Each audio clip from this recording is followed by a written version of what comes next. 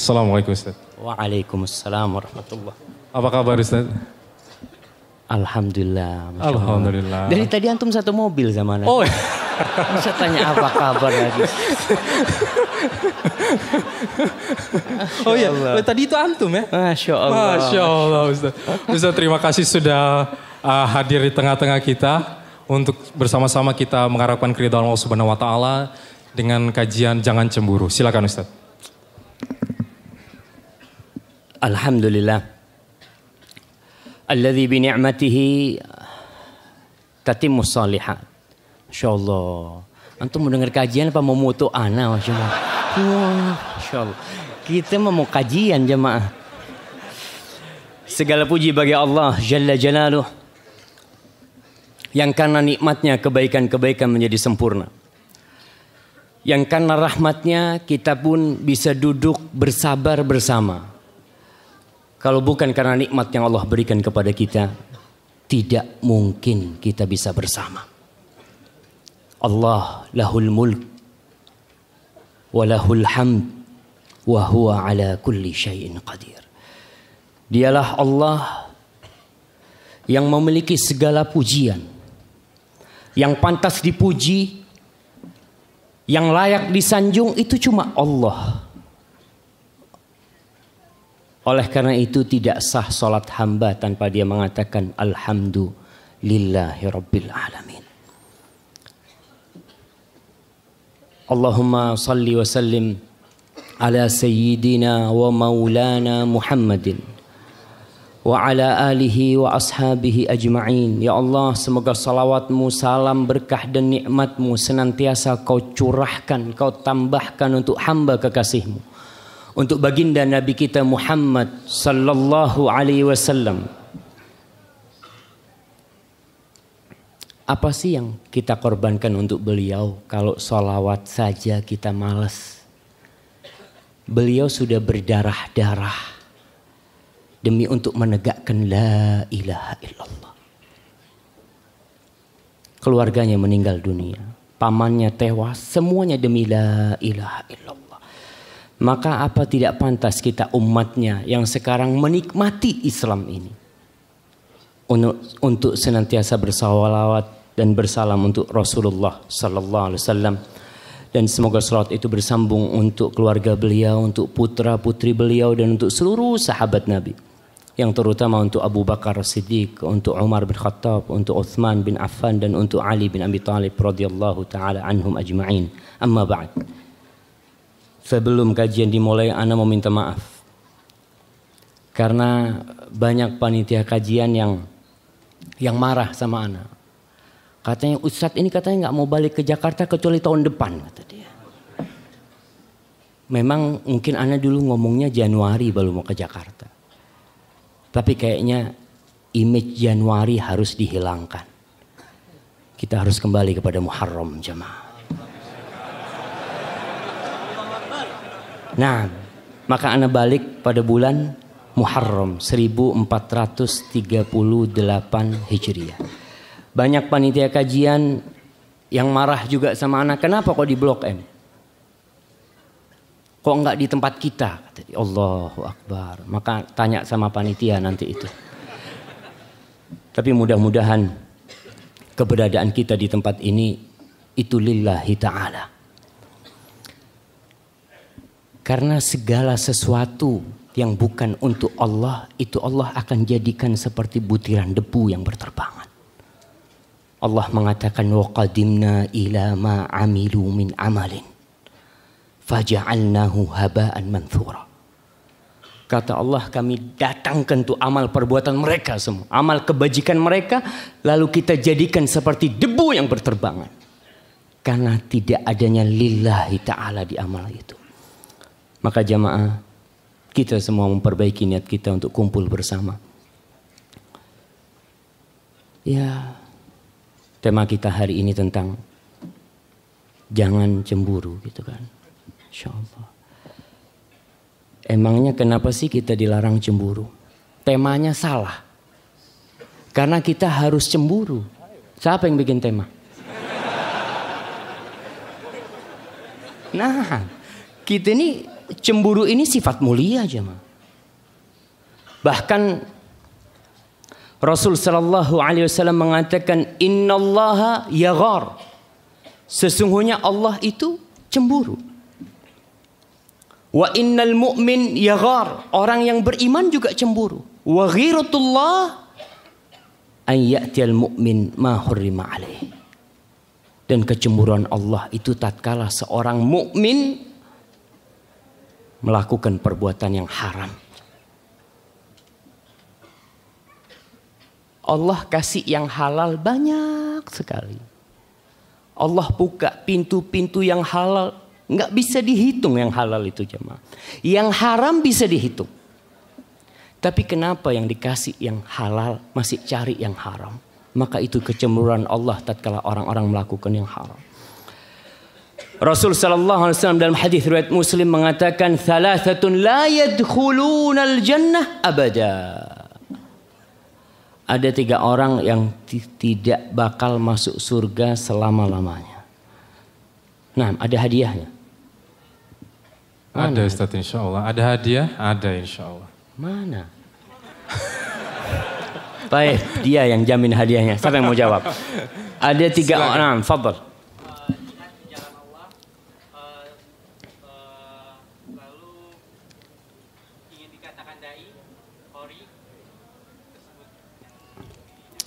Itu 3 orang yang pertama kali jadi korek nyapin neraka. Nggak apa-apa, kasih hadiah dia. Nah. Tiap ntar dia utang tuh jemaah. Nah, fadhal yang sebelah sini. Nah, fadhal. Ya, antum. Orang yang melakukan kesyirikan, orang kafir, orang munafik. Masya Allah. Ya. Ya gimana ya, nggak apa-apa kasih hadiah juga lah. Tapi nanti diambil hadiahnya ke belakang, lewat belakang ke panitia. Rasul sallallahu alaihi wasallam mengatakan ada thalathatun la yadkhulunal jannah abada. Yang pertama, ad-dayyuth. Ad-dayyuth. Yang kedua, warrajila minan nisa. Dan wanita-wanita yang menyerupai laki-laki. Dan yang ketiga, wa mudminul khamr. Orang yang kecanduan minuman keras. Qalu, maka para sahabat mengatakan, ya Rasulullah, amma mudminul khamri faqad arafna. Kalau yang namanya orang yang candu minuman keras kita udah paham tuh. Kayak apa tuh modelnya? Famad dayyuth. Apa yang dimaksud dengan dayyuth? Maka Rasul sallallahu alaihi wasallam mengatakan, alladzi la yubali man dakhala ala ahli. Orang yang gak punya rasa cemburu. Dia gak peduli siapa yang masuk ke keluarganya, masuk ke rumahnya, ke tempat istrinya, dia gak peduli. Orang yang tidak ada rasa cemburu. Qulna wa marrajila minan nisa. Terus apa maksudnya tuh? Wanita-wanita yang kayak lelaki. Qala allati tashabbaha au tashabbahu birrijal. Wanita-wanita yang menyerupai laki-laki. Dalam hadis ini disebutkan dayyuth. Dalam riwayat lain Nabi menyebutkan alladzi yunkirul munkar fi ahli. Orang yang membiarkan kemungkaran terjadi di keluarganya. Istrinya ya mungkin keluar masuk pasar dengan lelaki. Bercampur aduk dengan lelaki, dibiarin sama dia. Tanpa ada rasa cemburu, ada dayyuth. Hadis Sa'ad bin Ubadah. Ketika dia mengatakan lau ra'aitu rajulan ma'amra'ati. Andai aku melihat seorang lelaki bersama istriku, la darabtuhu bisayf ghairu musaffahin anhu. Aku akan pukul dengan pedang, bukan dengan yang tajamnya aku akan pukul dia orang itu. Lalu Rasul sallallahu alaihi wasallam mengatakan ketika dapat informasi perkataan Sa'ad bin Ubadah, dia mengatakan, ata'jabuna min ghairati Sa'ad. Apakah kalian takjub dengan kecemburuan Sa'ad? Fa wallahi la ana aghyaru minhu. Demi Allah, aku lebih cemburu daripada dia. Wallahu aghyaru minni. Allah lebih cemburu daripada aku. Min ajli ghairatillah. Karena kecemburuan Allah, Allah haramkan kemaksiatan, kekejian, baik yang nyata atau tersembunyi. Maka sifat cemburu sebenarnya mulia. Jadi jangan dilarang orang cemburu. Pernah Rasul sallallahu alaihi wasallam bermimpi. Dalam hadis yang diriwayatkan Imam Bukhari. Baina ana naim. Nabi lagi ngobrol sama para sahabatnya nih. Ketika aku lagi tidur, ra'aituni fil jannah. Aku bermimpi di dalam surga. Nabi berada di dalam surga. Fa idza imra'atun tatawaddau ila janibi qasr. Aku lihat ada seorang wanita yang berwudu di sebelahnya istana. Masya Allah. Jazakallah khairan. Bisa dibagi. Nah.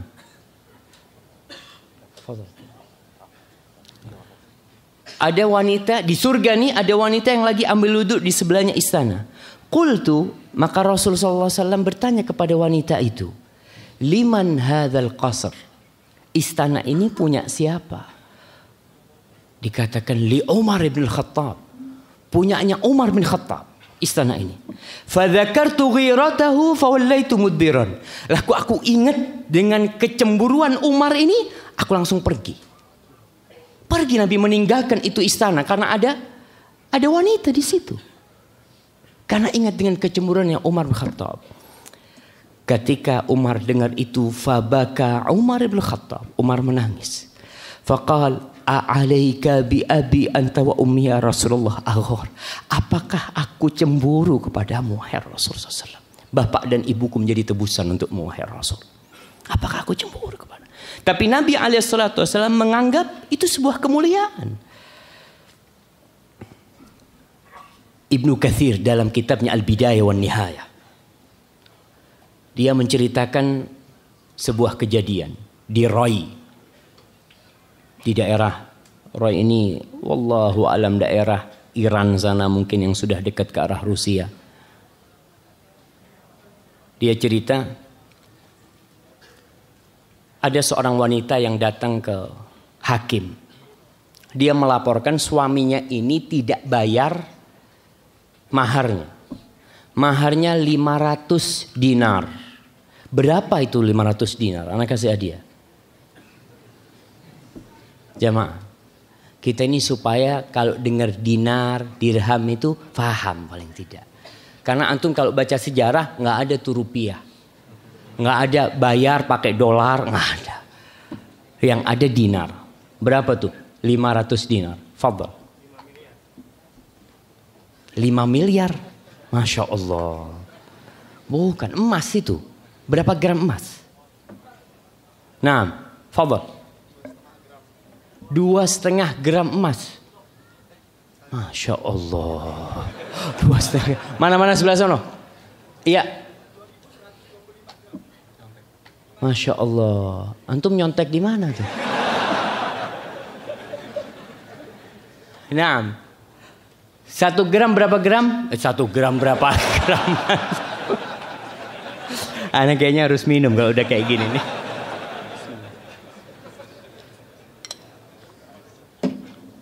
Nah, 1 dinar berapa gram?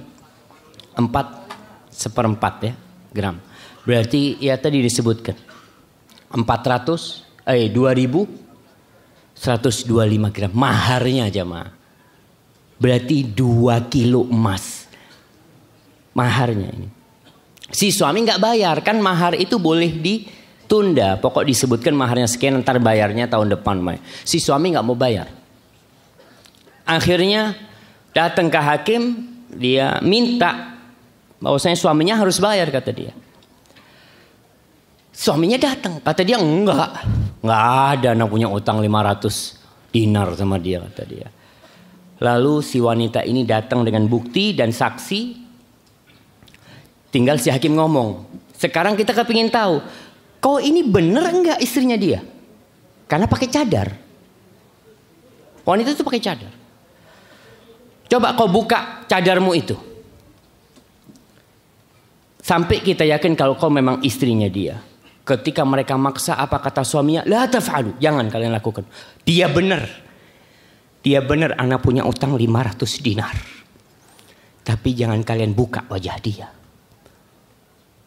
Ketika istrinya dengar suaminya tidak rela istrinya dibuka wajahnya.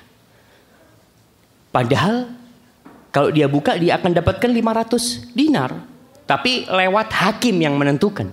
Karena sudah ada saksi. Tapi si suami ngomong dia benar memang memiliki 500 dinar. Aku akan bayar, kata dia. Apa kata istrinya ketika tahu suaminya menghargai dia?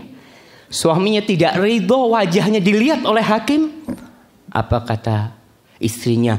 Huwa hillun min sodaqi fid dunya wal akhir. Aku halalkan bagi dia 500 dinar itu di dunia dan di akhirat. Subhanallah. Karena punya kecemburuan suaminya. Betul dia mungkin ribut sama istrinya. Istrinya nuntut 500 dinar dan itu hak dia. Tapi kalau untuk wajah istrinya dilihat, enggak, anak enggak mau. Apa kata hakimnya ketika mendengar itu? Qala yuktabu hadza fi makarimil akhlaq. Ini nih kayak gini ditulis di bab tentang akhlak-akhlak yang mulia. Kecemburuan seorang suami kepada istri. Ingat kisah wa mu'tasimah. Ini kisah banyak diriwayatkan dalam kitab-kitab yang banyak sekali. Di antara kisah bahwasanya ada seorang syarifah. Dikatakan dia masih ada keturunan dengan Rasulullah sallallahu alaihi wasallam. Dia ditawan oleh orang-orang Romawi. Dia digodain di sana. Ada yang cerita di pasar ini. Ketika dia digodain sama orang Romawi, wanita ini mengatakan wa mu'tasimah, kata dia. Kemana mu'tasim, kata dia. Khalifahnya pada waktu itu mu'tasim. Yang godain ini perempuan, kemana mu'tasim, gak bakal dengar engkau. Salah satu orang muslim di situ berangkat menuju ke Baghdad menyampaikan bahwa saya ada seorang wanita muslimah, seorang wanita muslimah di sana. Yang dia mengadu mengatakan wa mu'tasimah, kata orang-orang Romawi nggak bakal ada mu'tasim itu. Mu'tasim disebutkan pada waktu itu sedang istirahat. Ketika dia dengar seperti itu, Mu'tasim lalu mengatakan labbaiki labbaiki, kata dia, aku datang, kata dia. Digerakkan umat Islam itu jamaah untuk menaklukkan Amuriyah. Sampai 6 bulan itu nunggu penaklukan Amuriyah demi untuk menyelamatkan ini wanita cuma. Imra'ah wahidah. Bagaimana kecemburuan umat Islam? Antum pernah nggak cemburu ketika mendengarkan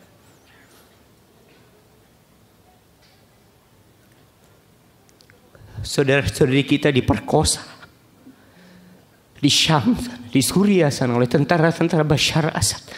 Pernah antum terasa cemburu dengan mereka? Wallahi jamaah, sekali-kali kalau antum sudah sibuk dengan dunia, antum cari di YouTube sana saudara-saudara kita yang jadi korbannya Bashar Assad.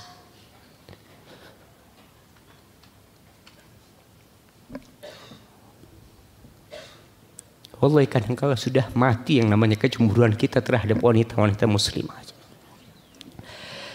Ma'asyiral ikhwah rahimakumullah, hari ini kita perlu berbincang tentang cemburu. Tapi bukan cemburu yang tadi kita bahas.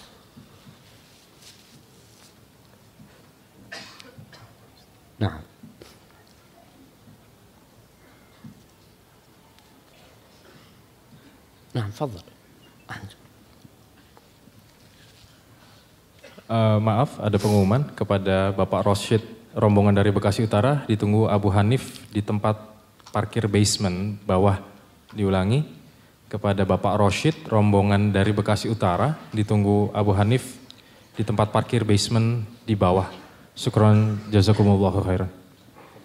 Barakallahu fiikum. Sekarang kita akan berbicara tentang kecemburuan suami istri. Tapi sebelum itu, banyak orang yang ribut sekarang ini dengan Al-Maidah 51. Al-Maidah 51. Tapi kita tahu Al-Quran itu 6.000 ayat jemaah. Kenapa kita satu yang kita ributkan? Kemana kita dari 6.000 ayat itu sebenarnya? Allah turunkan Al-Quran itu bukan cuma satu ayat. Maka kita perlu merenungi, ada apa sebenarnya sama kita? Di masa Rasul sallallahu alaihi wasallam, Nabi itu mengadu kepada Allah. Wa qala ar-rasulu ya rabbi inna qaumi ittakhadhu hadzal qur'ana mahjura. Wahai Rabbku, sesungguhnya kaumku ini menjadikan Al-Quran itu barang yang ditinggalkan, sesuatu yang ditinggalkan sama mereka. Ditinggalkan Al-Quran. Sekarang baru ribut dengan ayat 51 Al-Maidah. Mana Al-Baqarah ayat-ayat tentang riba? Mana ayat-ayat tentang kesyirikan? Mana ayat-ayat tentang zina? Mana ayat-ayat tentang lainnya agama kita nih? Antum perlu berpikir, Al-Quran ini baca tuh Qurannya. Ya Alhamdulillah umat Islam akhirnya kembali ke ayat 51 dari surah Al-Maidah. Tapi Islam bukan Al-Maidah ayat 51 saja. Itu Al-Quran, pedoman umat Islam. Jangan cuma maunya masalah 51 Al-Maidah. Karena lagi cocok sama dia kita ambil ayatnya. Lah, kita harus beriman dengan semua yang ada dalam Al-Quranul Karim. Dan kita harus berusaha untuk mengamalkannya dalam kehidupan kita. Hakata. Baik, kita bicara tentang kecemburuan di rumah tangga. Kita butuh fikih cemburu supaya kita tidak salah dalam cemburu. Orang ini kalau kita lihat dalam kecemburuan itu ada 3 macam. Yang pertama, ada yang keterlaluan cemburunya sampai seperti sakit jiwa. Istrinya keluar rumah nggak boleh, istrinya pegang HP cemburu, dilihat telepon sama siapa telepon. Nah, ada yang seperti itu sampai istrinya seperti dikurung di dalam rumah. Ini terlalu berlebihan. Ada yang nggak peduli sama istrinya, kau mau keluar, mau sama siapa keluar, kau mau kerja di sana kumpul sama sohib-sohibmu, tafadhol. Yang penting pulang bawa fulus. Karena nggak peduli dia. Ini yang dayuth tadi. Maka kecemburuan yang diperbolehkan itu yang tengah-tengah, yang memang sesuai dengan porsinya. Kita lihat Asma binti Abu Bakar, Masya Allah. Pada suatu hari Asma ini bawa biji kurma dari kebunnya Zubair bin Awam ke dalam kota Madinah. Lewatlah rombongan Rasul SAW, diajak untuk bareng sama Nabi SAW. Apa kata Asma? Istahyaitu an asira ma'ar rijal. Aku malu mau jalan sama lelaki-lelaki. Wa dzakartu Zubair wa ghairatahu. Aku ingat sama suamiku Zubair dan kecemburuan dia. Dan Zubair termasuk sahabat yang paling cemburu. Orang yang berlebihan dalam kecemburuan yang sampai masuk penyakit nantinya, Nabi melarang. Di antara larangan Rasul sallallahu alaihi wasallam itu, kalau orang dari perjalanan jauh, dulu nih belum ada telepon, belum ada kontak, ada apa? Kata Nabi alaihi salatu wasallam, jangan masuk menjumpai keluargamu malam hari. Jangan. Kenapa? Ya, takut mereka belum siap.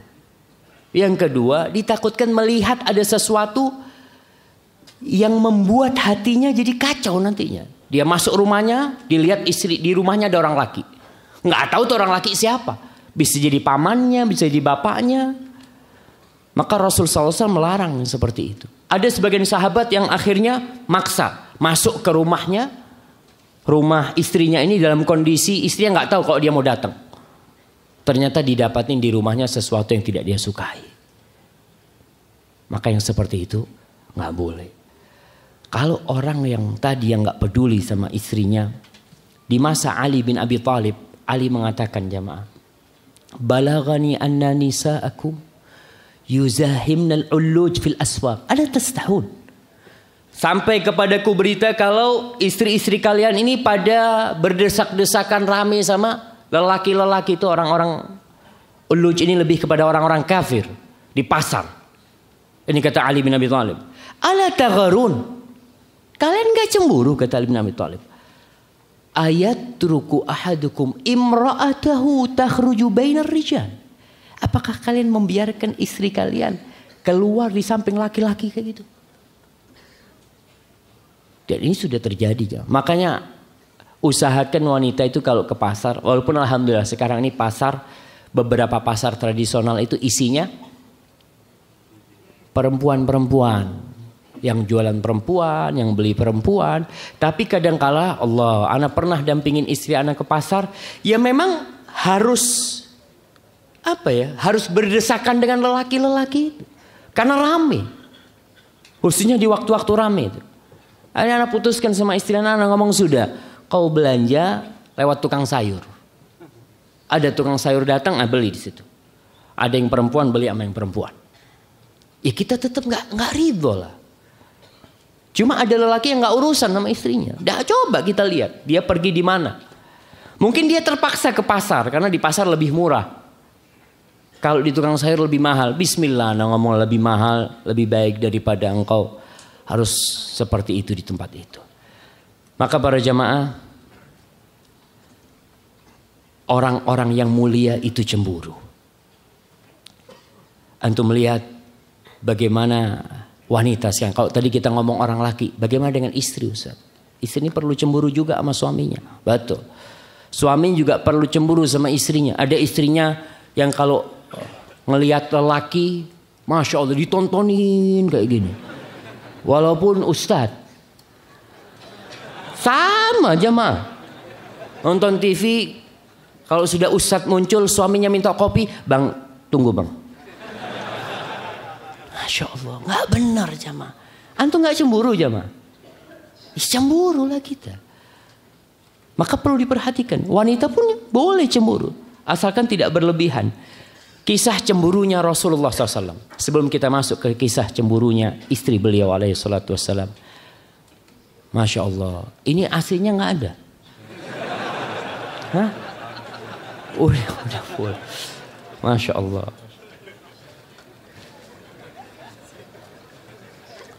Rasul sallallahu alaihi wasallam punya budak wanita. Memang ada khilaf apakah dia budak wanita. Yang sahih Maria Al-Qibtiyah itu bukan istri Rasul sallallahu alaihi wasallam. Tapi dia budak yang diberikan kepada Nabi alaihi salatu wasallam. Ada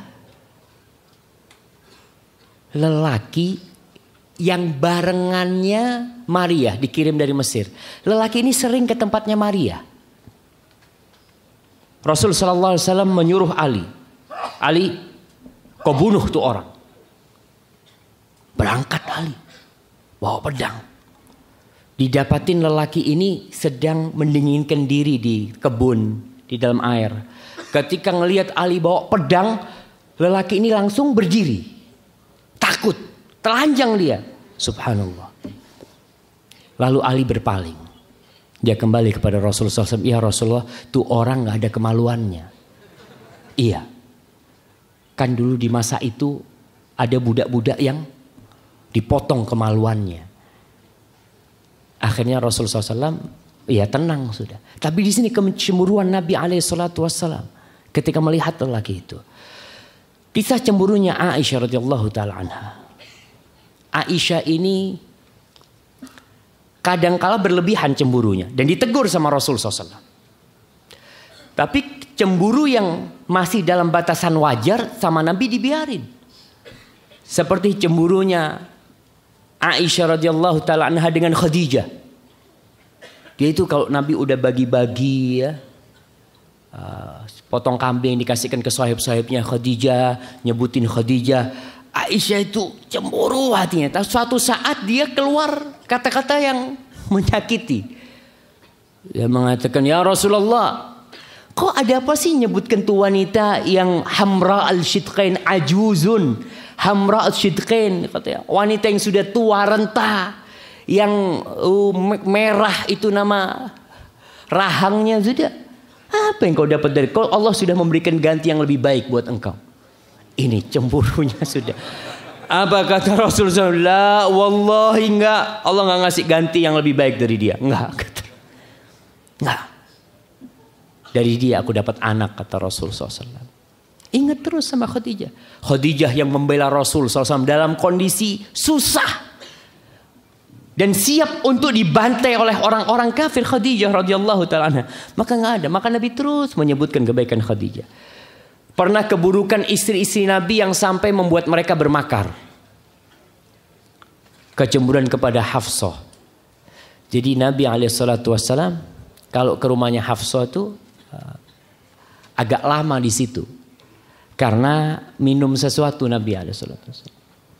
Minum madu. Nabi senang banget sama madu alaihissalam. Akhirnya Aisyah bikin makan, nanti kalau Nabi masuk ke tempat kalian, katakan kepada Nabi, ya Rasulullah, kok ada bau nggak enak di dirimu? Al-madafir atau apa? Nama sebuah pepohonan yang nggak nyaman. Kata Nabi alaihissalam, enggak, aku tadi baru minum madu. Oh, mungkin lebahnya makan bunga itu Rasulullah SAW tadi ya. Nabi nggak suka dengan aroma yang tidak nyaman. Akhirnya ke rumah yang satunya sama juga. Oh, kata Rasulullah SAW. Ke rumah yang satunya sama juga. Oh, ini makar kalian ini, kata Rasulullah SAW. Ada persamaan dibikin seperti ini. Ditegur sama Rasulullah SAW kecemburuan yang seperti itu. Dan kecemburuan wanita bisa sampai memecahkan piring. Nah, bisa. Dan wajar seperti itu jamaah. Kalau piring di rumah antum pecah, masih wajar lah. Masih wajar. Aisyah radhiyallahu taala anha nggak bisa nahan cemburunya. Ada Nabi alaihissalam, ada tamu-tamunya, itu piring makanan ditampel sama dia sampai pecah. Tapi apa kata Rasulullah SAW? Memberikan uzur kepada Aisyah, kepada ibunda mereka. Gharat ummukum, ibu kalian lagi cemburu. Ini bukan sesuatu yang tercela, bukan. Jangan dianggap ini tercela. Kita pun harus seperti itu tahu. Ini bukan tercela, ini cinta jemaah. Tapi kalau berlebihan akan jadi tercela. Sekarang apa faktor yang membuat orang cemburu? Apa sebab-sebab bisa muncul kecemburuan tersebut? Sebabnya ada dua. Sebab internal dan eksternal. Kalau sebab yang dalam itu, ada wanita yang kurang percaya diri. Dia itu merasa gak cantik. Dia merasa tidak sempurna. Merasa banyak kekurangan. Sehingga selalu cemburu kepada suaminya. Kalau suaminya keluar ngobrol mungkin sama seseorang ya, ada perlunya, dia cemburu terus. Karena gak percaya diri dianya. Ini penyakit. Maka obatnya nanti kita akan bicarakan. Salah satunya tumbuhkan kepercayaan diri di istri kita. Kau itu Masya Allah gitu loh. Gak ada wanita di muka bumi ini yang bisa mengalahkan kecantikanmu. Selesai itu jamaah. Selesai. Cuma kadang-kala ketika dia cemburu, kita ngomong, ya memang kau ini gemuk memang. Itu rusak itu jemaah. Kita mau ngobatin cemburunya malah bikin dia lebih cemburu. Oh gitu ya, jadi aku kegemukan ya.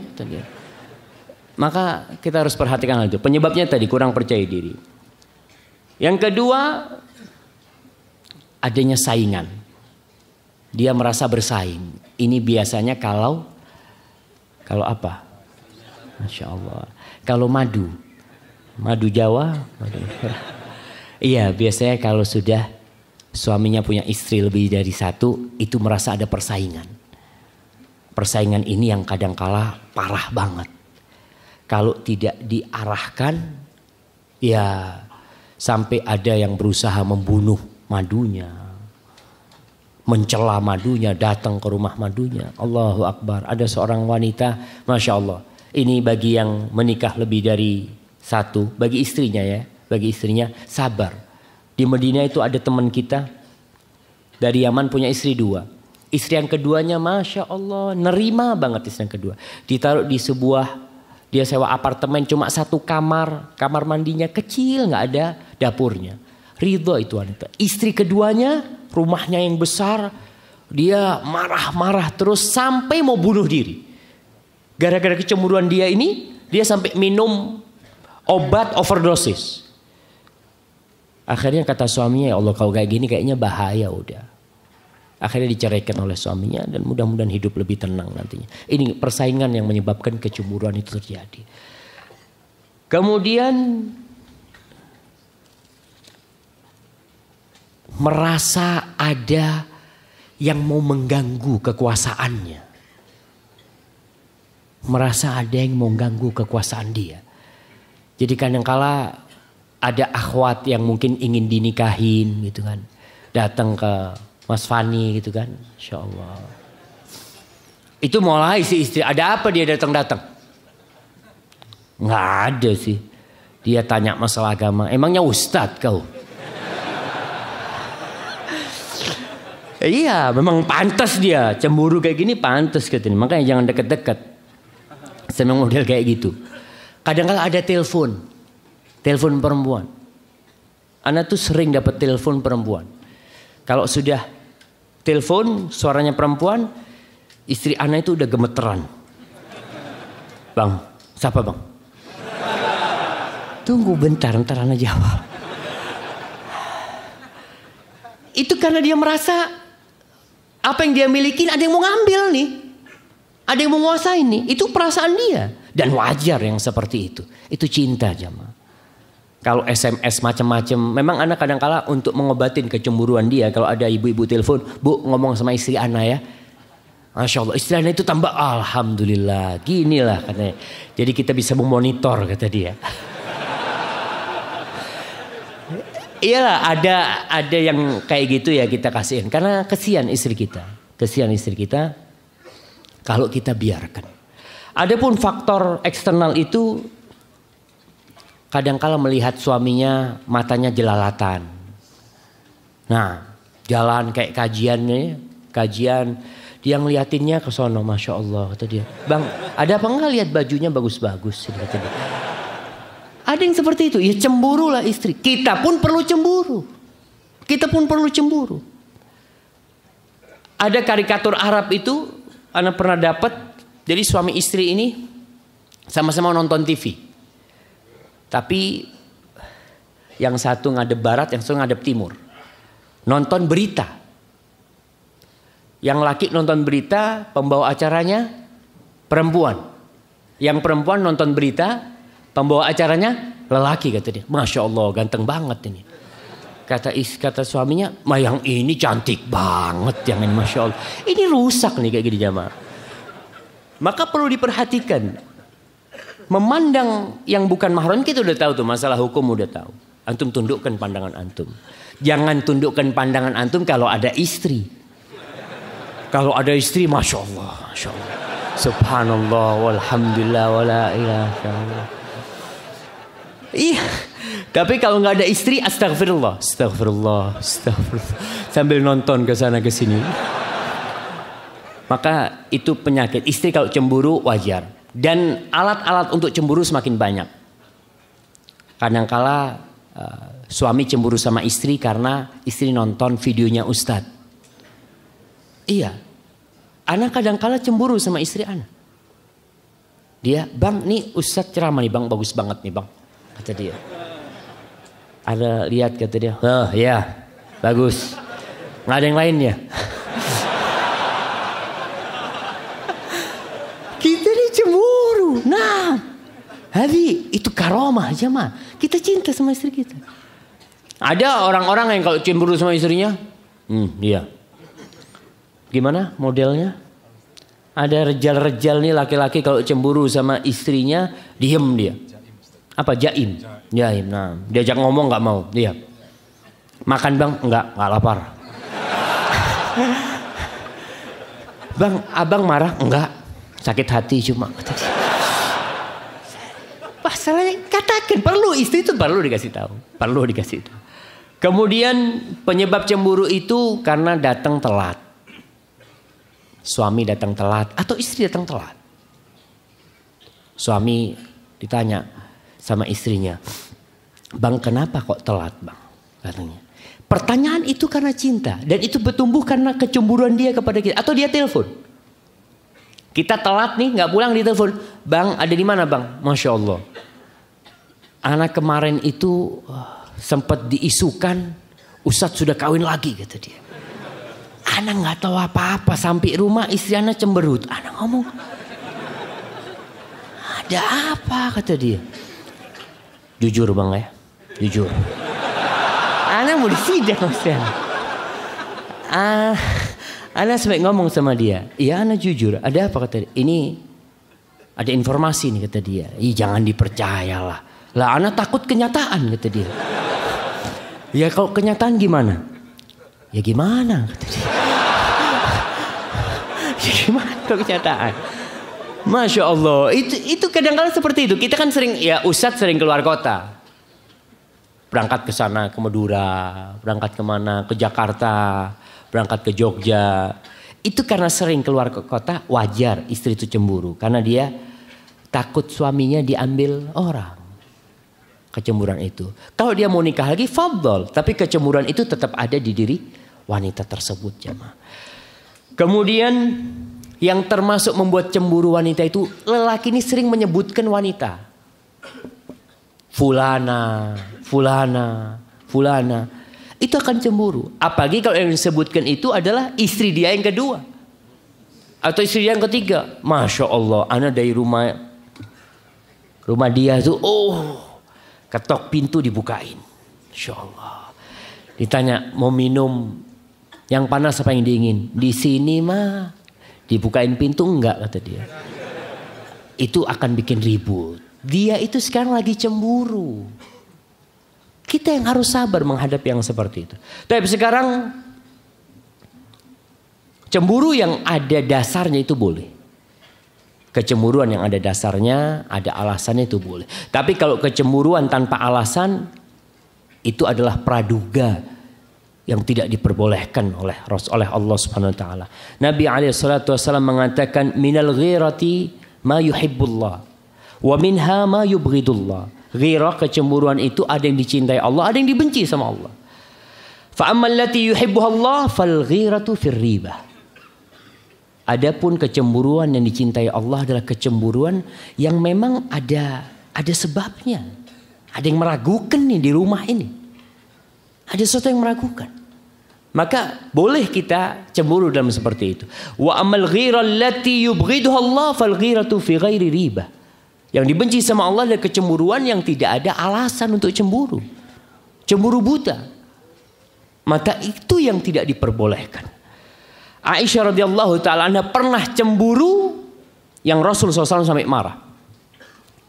Pada malam hari Rasul SAW tidur di rumahnya Aisyah. Setelah itu dilihat Aisyah udah tidur, Nabi mengendap-endap. Dia ambil sandalnya pelan-pelan, dia buka pintu rumah pelan-pelan. Aisyah belum tidur ternyata. Dia lihat, mau kemana ini kata Aisyah. Iya. Akhirnya Rasulullah SAW keluar, Aisyah langsung pakai abayanya. Dia ikutin suaminya. Diikutin. Pikirnya mau ke rumah istri yang lain. Diikutin. Sampai ternyata ke kuburan Baqi Rasulullah SAW. Sampai ke kuburan Baqi. Di kuburan itu dilihat Rasulullah SAW berdoa. Akhirnya Aisyah pulang. Nabi lagi berdoa kelihatan nih. Oh, ada yang ikut di belakang ini. Dikejar. Nabi jalan, Aisyah jalan, Nabi jalan. Aisyah lari, Nabi lari. Terus ini kejar-kejaran. Sampai Aisyah masuk rumah. Masuk rumah ngos-ngosan. Pura-pura tidur.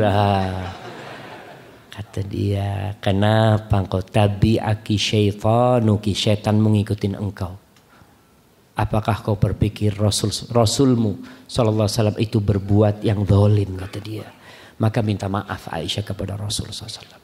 Ini kecemburuan yang tanpa alasan sebenarnya. Tahu suaminya baik. Tahu suaminya alhamdulillah, tapi tiap pulang HP-nya dibuka. Suaminya ke kamar mandi dibuka HP-nya. Ada bapak-bapak kayak gitu, insyaallah. Sekarang kan ada yang passwordnya pakai sidik jari. Suaminya tidur diambil tangannya. Sini. Gue cari itu. Jadi nggak benar kayak gitu. Itu yang dibenci oleh Allah Subhanahu Wa Taala. Melihat bacain SMS-nya suaminya seperti itu. Ada nggak suami yang suka baca SMS-nya istrinya? Ada ibu-ibu. Ada. Nah, jadi jamaah. Nih. Seharusnya suami nggak kayak gitu. Seharusnya. Kalau ada bapak-bapak yang kayak gitu, itu bapak-bapak yang keibu-ibuan. Nah, wajar wanita itu penasaran dia ingin tahu semua yang kita bicarakan, kadang-kadang ingin tahu sampai apa yang kita bicarakan. Umpamanya kita ketemu sama orang, ketemu siapa tadi? Oh, ketemu sama fulan. Ngomong apa? Ngomong ini. Jawabannya dia apa? Oh, jawabannya itu perempuan seperti itu. Maka kita harus sabar menghadapi dia. Tapi ibu-ibu nggak boleh. Kecemburuan yang sudah sampai bongkar-bongkar istrinya, bongkar-bongkar apa? HP suaminya atau dompet suaminya, itu sudah nggak benar.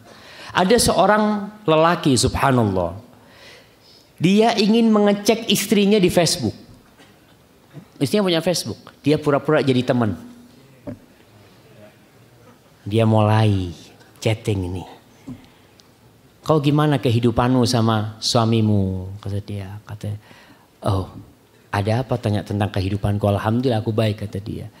Suami mulai dia mencoba. Bapak-bapak jangan lakukan ini. Nah itu nggak benar kalau kita. Ini orang ini mengatakan dia menyesal. Dia tahu ternyata istrinya orang yang menjaga kehormatan dirinya. Akhirnya di delete nih orang ini. Padahal suaminya sendiri yang nyobain dia. Maka kalau kita sudah sampai ke tingkatan sudah membongkar-bongkar yang seperti itu sudah tidak benar. Taib pengumuman lagi. Fadhal. Bismillah. Pengumuman kepada Bapak Ray dari Bina Mega, ditunggu istrinya di parkiran.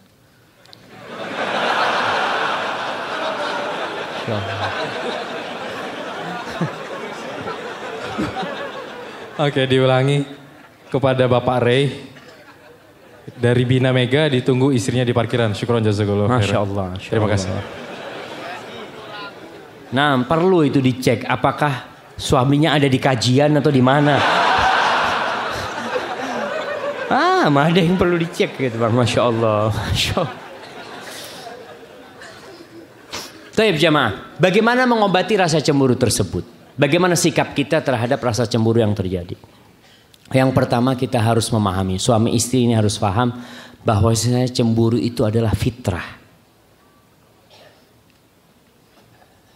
Dan kecemburuan itu tanda cinta. Khususnya wanita itu memiliki sifat cemburu yang lebih dari lelaki. Kita harus paham itu. Sehingga tatkala melihat ada yang cemburu, kita udah tahu nih, oh ini memang fitrahnya dia. Sehingga kita akan menyikapi itu biasa-biasa aja. Tidak sampai berlebihan. Kemudian yang kedua, memberikan kepercayaan pada pasangan. Antum jangan suudzon terus sama pasangannya. Berikan kepercayaan sama dia. Istri juga kita percaya ketika umpamanya dia datang kajian macam-macam. Selama tempat-tempatnya itu tempat yang baik, udah kita nggak apa-apa istri kita ke sana. Kita berikan kepercayaan kepada dia. Karena ketika dia merasa diberi kepercayaan, mudah-mudahan dia jaga. Dan biasanya orang-orang yang melakukan dosa di luar rumah, ketika dia ke rumahnya, kepercayaan dia kepada istrinya berkurang. Karena dia udah berkhianat. Si lelaki ini berzina, na'udzubillah min dzalik. Kemudian dia pulang ke rumahnya dalam kondisi dia nggak percaya, takut istrinya nanti main sama siapa ini itu, dan ini terjadi. Akhirnya disadap nomor telepon istrinya. Dia lihat kepingin istrinya ini keluar bersama siapa. Karena dianya melakukan dosa berkhianat di luar. Na'udzubillah min dzalik. Bukan menikah lagi, kita bicara dia berzina. Na'udzubillah min dzalik. Itu yang kedua. Yang ketiga, tidak tergesa-gesa menvonis kalau ada berita. Ada berita yang gak enak. Umpamanya si bapak-bapak dengar, istriku aku dengar telepon sama lelaki. Jangan tahu-tahu duduk sini. Apa benar kalau seperti ini? Ya jangan tergesa-gesa, kita lihat apakah benar atau tidak. Berikan kepercayaan kepada dia. Apalagi sekarang masanya WA, hoak apa?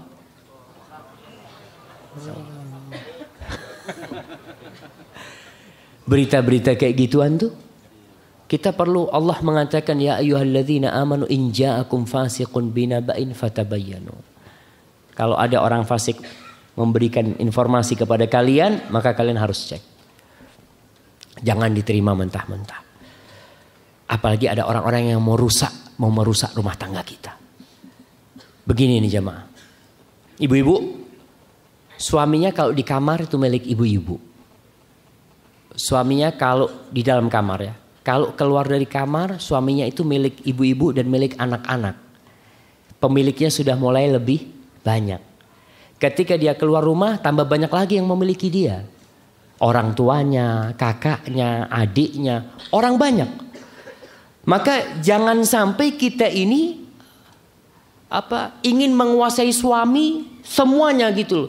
Enggak, dia kalau sudah keluar kamar, anak-anak kadangkala ada wanita-wanita yang cemburu karena suaminya terlalu dekat sama anaknya umpamanya. Atau sang bapak cemburu. Bapaknya ngomong sama ibunya, kok itu kalau anak selalu ditanya mau makan apa? Bapaknya gak pernah ditanya mau makan apa, kata dia. Itu cemburu seperti itu. Maka ada hal-hal yang kita harus memposisikan diri kita di tempat itu. Kalau dalam kamar, ya udah, suami ini milik ibu.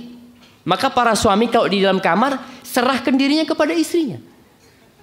Jangan pada pegang HP bareng-bareng. Yang satu ngadep timur, yang satu ngadep barat. Pada WA, pada ketawa-ketawa sendiri gitu kan. Ini salah satu yang merusak. Yang seharusnya di kamar itu milik istri, ini jadi gak milik istri. Maka kalau masuk kamar, bapak kalau mau buka HP izin sama istri. Gak apa-apa. Dek, aku ada perlu nih. Bentar sekali. Ada yang mau aku sampaikan. Supaya dia ada kepercayaan kalau suaminya ini milik dia. Ketika sudah di luar rumah, ya udah, mungkin si suami punya istri lagi, ya memang milik dia mungkin. Tapi kalau di dalam kau milikku. Dan ada suami-suami yang tidak melakukan hal itu. Di rumahnya dia telepon sama perempuan di dalam kamar apalagi. Maka tolong diperhatikan masalah itu. Kemudian menghindari pemicu cemburu pasangan kita. Apa yang membuat dia cemburu kita hindari. Ya kita yang harus paham. Kita udah hidup sama istri kita bertahun-tahun, kita tahu, oh istriku gak suka kayak gini. Si wanita juga harus tahu apa yang tidak disukai oleh suaminya. Ada kadangkala, nih kita kalau sudah masuk ke dalam rumah orang tua, di situ ada ipar biasanya. Ada ipar di sana. Kadangkala istri kita ngobrol sama ipar untuk satu keperluan. Itu kalau suami cemburu, jangan ngobrol. Berusaha menghindar. Kadang-kala namanya satu keluarga besar, ya udah kumpul di sana jadi satu. Maka kalau suami nggak mau anti duduk di sana, anti tinggalkan tempat itu, supaya nanti nggak ribut di dalam mobil. Pas pulang nggak diajak bicara istrinya, karena gara-gara tadi. Hindari penyebab-penyebab kecemburuan itu sendiri. Dan seorang suami pun hindari apa yang menyebabkan istrinya cemburu, dia berusaha untuk menjauhi hal itu. Kemudian hendaklah seorang suami memuji istrinya untuk menumbuhkan kepercayaan diri dia. Kalau kok ini Masya Allah udah. Gak ada yang lebih cantik dari dirimu. Gak ada yang lebih baik dari dirimu. Ucapkan hal itu. Pernah terjadi perceraian jamaah. Gara-gara istrinya jujur. Ada Ibnu Abi Azrah. Di masanya Ibnu Abi Azrah. Iya insya Allah namanya itu. Di masanya Umar bin Khattab radhiyallahu ta'ala anhu. Tersebar berita kalau Ibnu Abi Azrah ini istrinya selalu minta cerai. Siapa yang menikah sama dia selalu minta cerai. Akhirnya dia panggil Abdullah bin Abi Arqam kalau nggak salah. Kau sini nih. Engkau harus tahu bagaimana istriku di rumah, kata dia. Dibawa nih ke rumahnya. Dipanggil istrinya. Aku mau tanya sama engkau wahai istriku. Ansyudukillah. Aku minta dengan nama Allah. Kau cinta sama aku apa benci sama aku? Kata si istri, enggak lah, jangan kau maksa aku kayak gitu, kata dia. Enggak. Aku minta dengan nama Allah. Engkau itu cinta sama aku apa benci sama aku? Apa jawab istrinya? Ya benci sama engkau. Akhirnya ngomong sama, lihat nih kayak gini nih. Ayo kita berangkat ke Umar bin Khattab radhiyallahu anhu. Berangkat laporan sama Umar bin Khattab kejadian itu.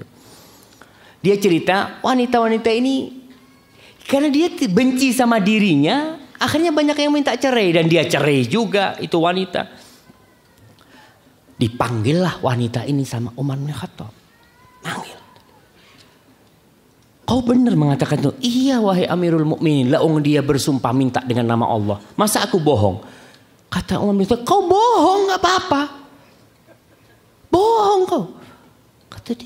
Kata dia, kau tahu. Wa aqallun nas. Sedikit. Wa aqallul buyut. Allati taqumu alal mahabbah. Kata Umar bin Khattab, sedikit. Rumah yang dibangun di atas cinta itu sedikit. Tapi kita bermuamalah itu karena Islam dan ihsan. Itu kita. Maka tumbuhkan kepercayaan diri di diri istri kita. Katakan aku cinta sama engkau. Apalah. Istri pun kayak gitu. Jangan sampai ada nama orang lain disebutkan. Nama Fulana. Oh Fulana Masya Allah.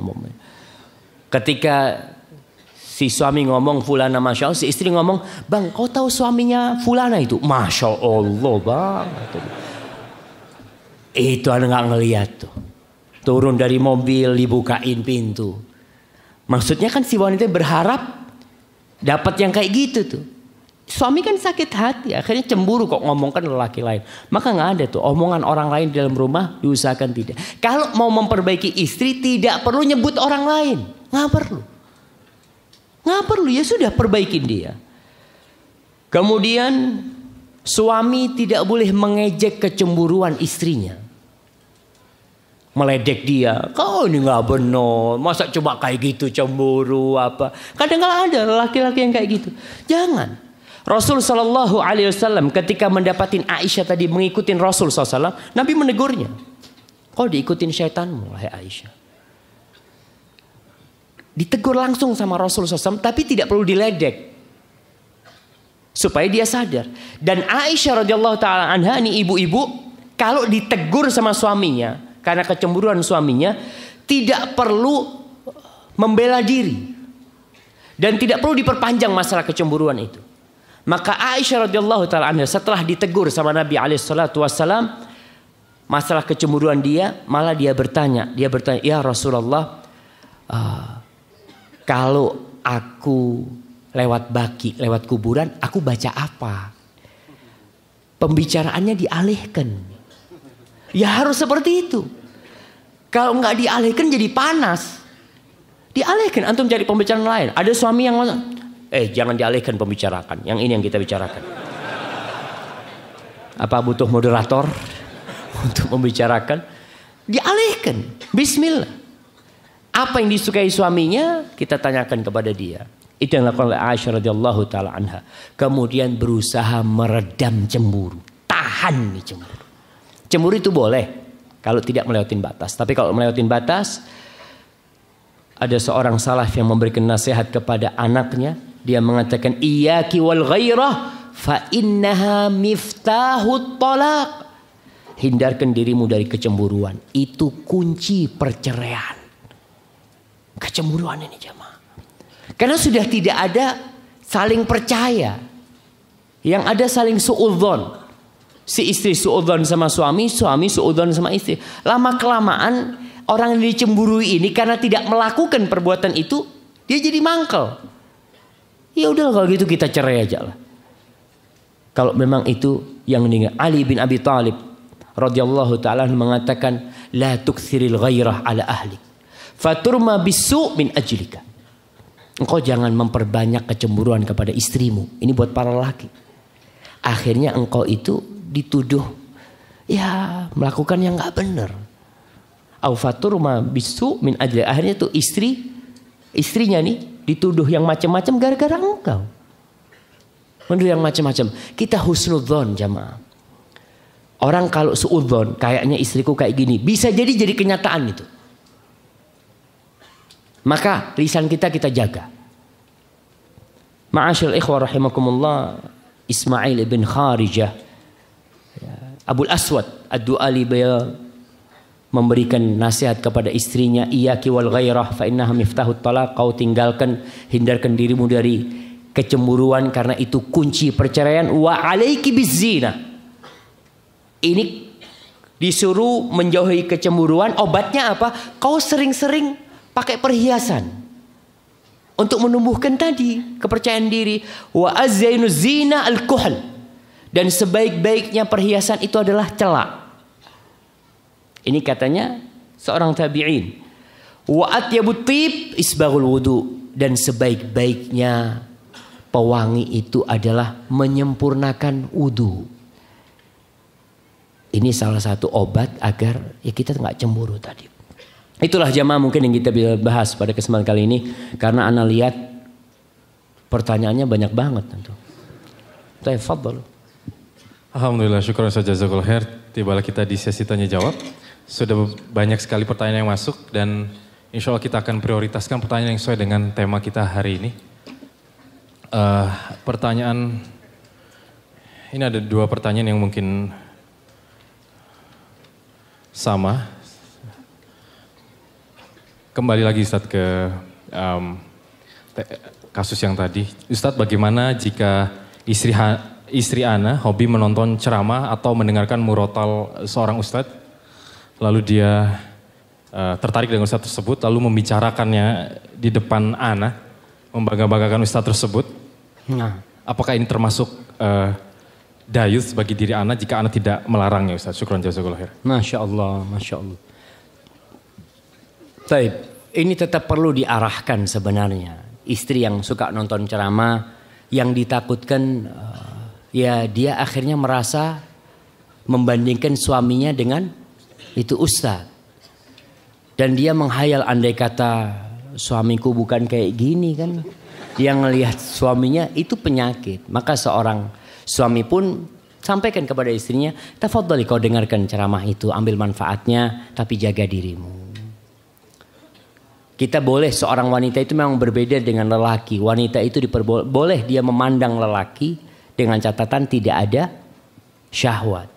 Makanya lelaki itu tidak disuruh pakai kerudung, walau pakai cadar. Nah, tapi kalau perempuan diperintahkan karena kita nggak boleh melihat mereka. Maka bagi wanita yang melihat, catatannya tetap tidak boleh ada syahwat ketika dia melihat itu. Apalagi kemudian dia mulai mengomongkan tentang ustadz itu kepada suaminya, nggak perlu seperti itu. Tapi kalau kau mau menyampaikan pesan-pesan nggak apa-apa, nggak perlu mengatakan ustadz itu masya Allah bang ya, gitu. Oh suaranya ustadz itu bang, Allah Akbar. Anak kalau dengar itu sampai gemeter gitu. Nah, ini penyakit yang kayak gitu. Perlu diluruskan.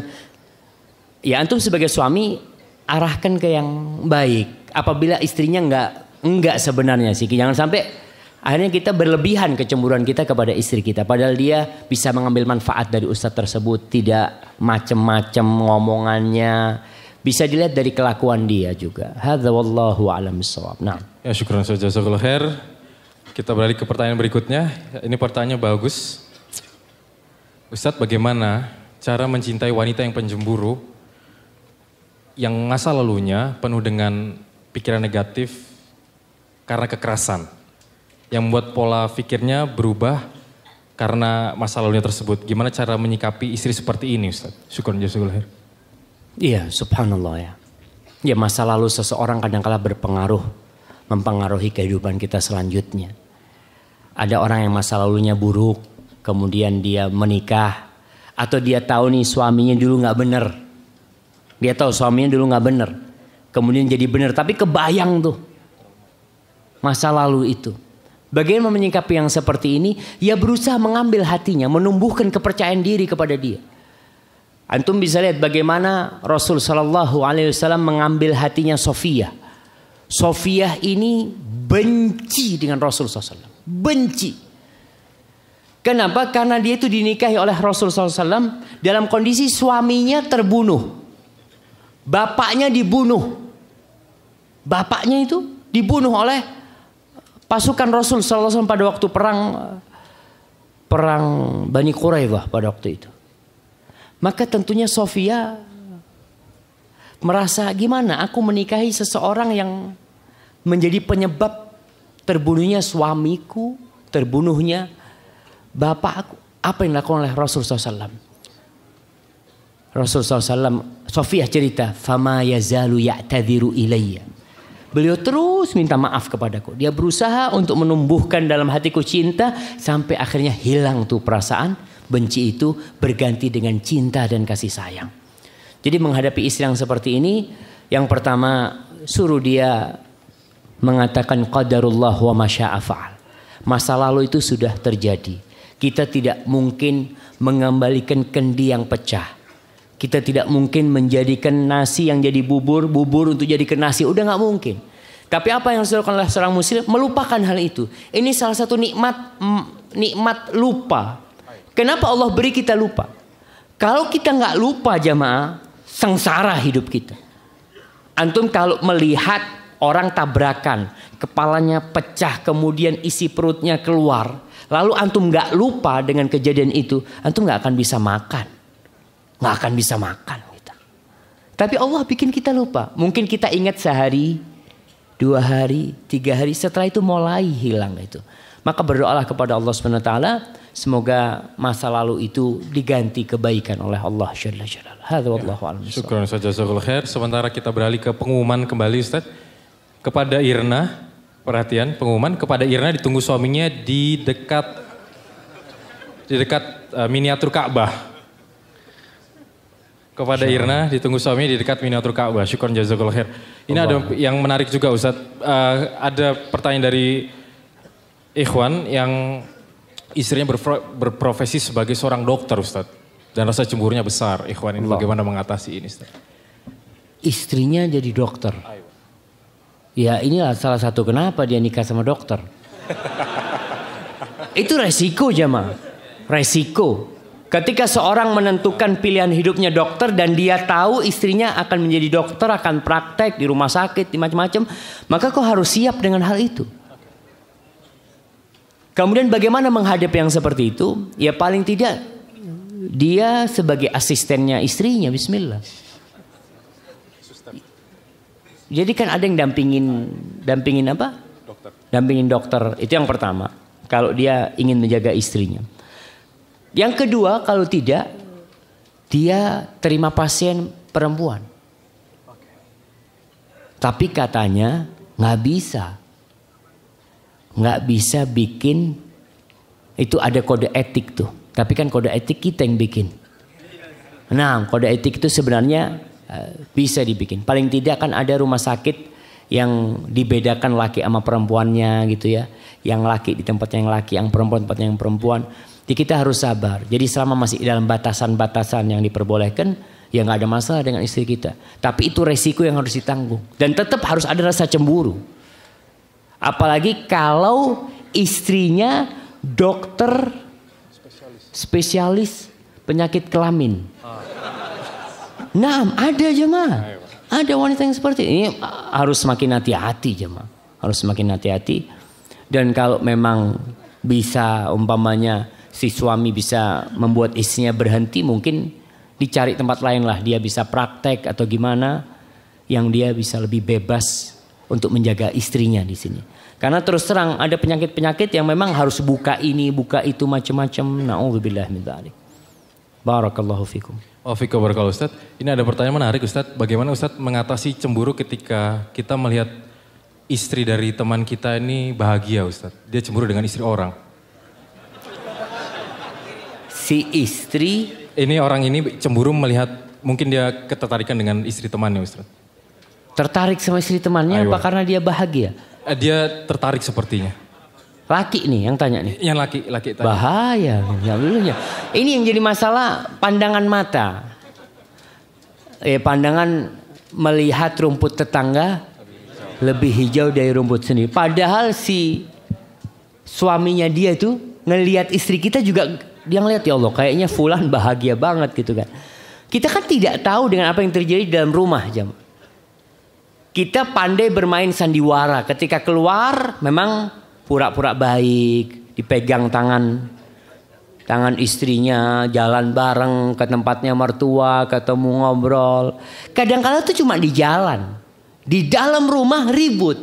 Tapi kita kan ketika melihat hal itu, kita Masya Allah bahagia banget ini. Dan sinetron ini penyakit. Kenapa? Karena banyak orang-orang yang mengatakan, ya Allah bahagia banget ya. Di film itu dia bahagia banget. Padahal di alam nyata cerai 3 kali. Ketika main film itu Masya Allah jalan bareng, makan bareng, umroh bareng, ini bareng. Di alam realitanya gak seperti itu. Maka kecemburuan kita, tadi kita perlu menundukkan pandangan kita. Dan kita perlu mensyukuri yang Allah berikan kepada kita. Kenapa fulan dapat istri yang baik sedangkan aku tidak? Ya bisa jadi memang kita gak pantas dapat yang baik. Iya. Karena fulana baik dan suaminya ini baik pula. Terus yang selanjutnya kadangkala orang ini memiliki dosa-dosa masa lalu. Yang dia akhirnya diazab dengan adanya kepahitan dalam kehidupan dia. Maka dia perlu istighfar. Ada seorang alim ulama ini istrinya kasar kan. Kasar istrinya. Ditanya, ente kenapa gak cari istri lain kata dia. Apa kata alim ulama ini? Ya mudah-mudahan ini sebagai penghapus dosa-dosaku. Dia sadar kalau aku ini banyak salahnya. Kenapa gak ganti? Ya anak takut nanti dapat yang lebih parah dari yang ini kata dia. Udah yang ada ini disyukuri. Dan orang yang bersyukur ini hidupnya tentram. Dalam urusan dunia khususnya. Al-Imam Syafi'i mengatakan idza kunta dza qalbin qanu', apabila engkau menjadi seorang lelaki, seseorang yang memiliki hati yang nerima, puas dengan pemberian Allah, fa anta wa malikud dunya sawa. Engkau dengan raja-raja dunia sama. Kita ini kadang-kala bosan sama istri kita karena kita melihat wanita lain. Kita ngelihat tayangan-tayangan lain. Sehingga kita mulai kayaknya istri kita kok nggak kayak gitu. Wanita pun kayak gitu. Ketika dia biasa melihat lelaki, mulai dia membandingkan suaminya dengan orang lain. Jangan. Maka kita disuruh menundukkan pandangan kita. Allah mengatakan wa qul lil mu'minin yaghuddu min absarihim. Katakan kepada orang-orang yang beriman agar mereka menundukkan sebagian pandangan mereka, menahan sebagian pandangan mereka. Wa qul lil mu'minat yaghuddna min absarihin. Katakan kepada wanita-wanita yang beriman agar menahan pandangannya. Tadi masalahnya akhirnya akan tumbuh kecemburu, bukan kecemburuan kalau ini keinginan. Nah, keinginan yang terlarang itu kan, Masya Allah. Nah, barakallahu fiikum. Wa fiikum barakallahu Ustaz. Syukran Ustaz. Tadi menarik ketika Ustaz mengatakan ketika suami berada di kamarnya itu menjadi milik istrinya, ketika dia keluar itu menjadi milik ibunya dan keluarganya, keluarga di luarnya. Bagaimana Ustaz bagi kita suami-suami menggabungkan antara cemburu istri dengan ibu? Kadang kan ibu kan lebih care dengan kita, istri merasa cemburu dengan perhatian ibu kepada kita Ustaz. Masya Allah, Masya Allah. Iya. Ini termasuk kecemburuan yang mungkin perlu diarahkan sebenarnya. Karena istri kita harus tahu bahwasanya kelak dia bakal menjadi seorang ibu. Kita sampaikan, kau nanti bakal jadi ibu juga. Kemudian kita katakan kepada istri kita, aku berbuat begini seperti itu, atau ibunya care sama aku, ya karena aku anak dia. Bisa jadi dia anak satu-satunya. Maka berusaha seorang istri ketika melihat suaminya berbakti kepada ibunya dan melihat ibu suami ini begitu perhatian sama dia, dia bantu suaminya untuk lebih berbakti kepada orang tuanya. Kadang-kala ada wanita-wanita yang cemburu kepada kakak adiknya suami. Karena ada wanita-wanita kalau ngelihat antum duduk sama adiknya, kok kayaknya harmonis banget gitu kan. Memang nggak ada masalah. Kalau di rumah ada masalah. Jadi nggak harmonis semuanya seperti itu. Maka disampaikan kepada istri kita. Kita tetap berusaha untuk merangkul istri kita. Berikan cinta dan kasih sayang kepada istri kita. Apa yang bisa kita berikan kepada istri kita, kita berikan kepada dia. Dan tidak harus istri kita tahu dengan semua yang kita berikan kepada orang tua kita. Apa yang kita berikan kepada adik kita, kepada keponakan kita, nggak perlu tahu. Karena kalau tahu kadang-kala kesian, dianya akhirnya tumbuh kecemburuan. Umpamanya kita ngasih duit sama ibu umpamanya lebih banyak daripada istri kita. Padahal tahu kebutuhan ibu ini memang lebih banyak daripada kebutuhan istri kita. Maka mungkin perlu seperti itu. Syukran Ustaz, jazakallahu khair. Dan tadi juga ada pertanyaan yang ini bagus Ustaz. Apa perbedaan cemburu dengan rasa iri Ustaz? Syukran jazakallah. Masya Allah, Masya Allah. Iya. Sebenarnya cemburu tadi adalah sifat mulia. Cemburu ini adalah perasaan memiliki sesuatu itu dan tidak ingin ada orang lain yang memiliki. Sedangkan sifat iri ini dia ingin memiliki yang dimiliki orang lain. Iri itu ingin yang dimiliki orang itu gimana jadi milikku. Kalau cemburu itu yang aku miliki bagaimana aku pertahankan gitu loh. Tidak diambil sama orang, itu sifat cemburu. Jadi berbeda dengan iri. Karena iri tadi, tapi ada yang mirip. Dia bilang cemburu padahal sebenarnya iri dan bukan cemburu. Karena cemburu tadi katakan dia berusaha untuk mempertahankan apa yang dia miliki. Kalau iri ingin memiliki apa yang dimiliki orang. Atau kepingin sesuatu yang dimiliki orang itu supaya hilang dari diri dia. Seperti itu. Wallahu a'lam bishawab. Nah. Ini ada kasus Ustaz, kasusnya menarik. Misalnya ada seorang suami yang demi mempertahankan rumah tangganya karena istrinya misalnya berselingkuh atau istrinya naudzubillah min dzalik berzina dengan orang lain. Demi mempertahankan keluarganya dia menahan rasa cemburu sampai merugikan dirinya dengan kesehatannya Ustaz. Hanya untuk mempertahankan keluarganya, anak-anaknya, keluarganya. Bagaimana nasihat Ustaz tentang hal ini? Subhanallah jamaah. Perzinaan adalah sebuah dosa yang sangat keji. Tidak ada hukuman di dunia untuk sebuah tindakan dosa yang lebih buruk dari zina. Bayangkan zina itu dirajam sampai mati. Seluruh tubuhnya itu harus merasakan tuh lemparan batu itu sampai mati. Kalau orang membunuh dibunuh, selesai. Orang mencuri dipotong tangannya. Tapi untuk berzina, membunuhnya dengan cara yang sangat keji sekali. Karena perbuatan dosa ini tidak termaafkan sebenarnya kecuali apabila dia kembali bertobat kepada Allah SWT. Bagaimana suami yang mendapati istrinya selingkuh. Dan dia tahu. Bukan berita bohong, bukan kabar burung. Dia tahu istrinya berselingkuh. Dan afwan jamaah ya, memang yang model kayak gini ini kadangkala muncul dari pasangan yang merasa tidak butuh kepada suaminya. Salah satu prinsip orang berumah tangga itu saling membutuhkan. Allah mengatakan hunna libasul lakum wa antum libasul lahun. Wanita itu pakaian buat kalian, kalian pakaian buat mereka. Ketika ada perasaan tidak butuh, si wanita akan melakukan perbuatan dosa dan dia tahu suaminya tidak mungkin menceraikan. Karena suaminya butuh sama dia, si wanita merasa gak butuh sama suaminya. Ketika prinsip ini gak ada, rumah tangga itu mulai retak tentunya. Si istri merasa dia bisa bekerja sendiri, dia bisa dapat penghasilan sendiri, dia gak makan dari suaminya. Ini bermasalah yang seperti itu. Maka perlu diperbaiki banyak hal sebenarnya menghadapi istri yang seperti ini. Tapi yang kedua, kalau istrinya masih bisa diperbaiki, dipertahankan gak apa-apa. Tapi kalau tidak bisa berbaiki, ceraikan. Kalau tidak, kita masuk dayuth yang tidak akan masuk surga. Karena dia membedakan dia sebagai istri kita dan kita tidak mengingkari kemungkaran tersebut. Kita tidak mengingkari.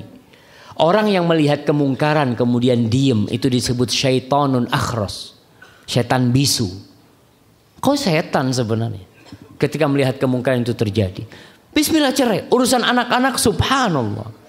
Untuk perceraian jamaah, antum baca surat At-Talaq. Bayangkan bagaimana Allah sebutkan tentang waman yattaqillah yaj'al lahu makhrajan wa yarzuqhu min haitsu la yahtasib di surat perceraian. Surat tentang perceraian. Karena biasanya orang kalau mau bercerai itu banyak yang dia pikirkan. Nanti gimana anak-anak, nanti gimana anak di depan teman-teman, nanti gimana sama mertua, gimana sama orang tua. Banyak yang dia pertimbangkan. Tapi kalau sudah kasusnya berzina seperti ini dan tidak bertobat istrinya, maka ceraikan. Supaya kita tidak ikut dapat dosanya itu. Barang siapa yang bertakwa kepada Allah, pasti ini Allah kasih jalan keluar. Dan para jamaah kita perlu melihat kenapa kita menikahi wanita tersebut. Itu di awal juga innamal a'malu binniyat ini harus kita pikirkan. Ada seorang salafus saleh Asy-Sya'bi apa. Nah, dia cerita tentang ada orang tanya, "Wahai Imam, aku ini kok merasa hina di depan istriku. Hina aku di depan istriku." Gurunya ini diam. Kata dia, "Mungkin kau menikah untuk mendapatkan kehormatan." Iya, betul. Dia menikahin wanita ini memandang kepada kehormatan wanita ini. Dengan bayangan kalau aku menikah dengan wanita ini, kehormatan dia akan tinggi. Mungkin dia dari kalangan bangsawan, dari orang kaya. Itulah penyebabnya, kata dia. Lalu si yang ditanya ini cerita, aku punya 4 saudara. Muhammad, terus siapa lagi? Terus dia bawanya Imron. Dia cerita, kakakku yang paling tua itu nikah karena kehormatan. Ternyata dia langsung hina di depan istrinya. Adikku Imron menikah karena kekayaan dan dia menikahi wanita yang lebih kaya dari dia. Ternyata bukan dia tambah kaya, malah diperes sama istrinya. Soalnya lakinya mau kawin karena kekayaan itu, malah diperes sama suami. Akhirnya setelah itu aku ketemu dengan guruku. Ya kalau nggak salah gurunya ini, subhanallah, ana lupa guru dia. Aku ceritakan kondisi kakak dan adikku. Lalu guruku menyebutkan 2 hadis Rasul SAW. Yang pertama hadis tentang wanita dinikahin karena 4 hal. Kemudian yang kedua tentang hadis bahwasanya wanita yang paling berkah itu yang paling sedikit maharnya. Lalu aku menikah dengan wanita yang agamanya baik dan maharnya sedikit. Alhamdulillah, barokah.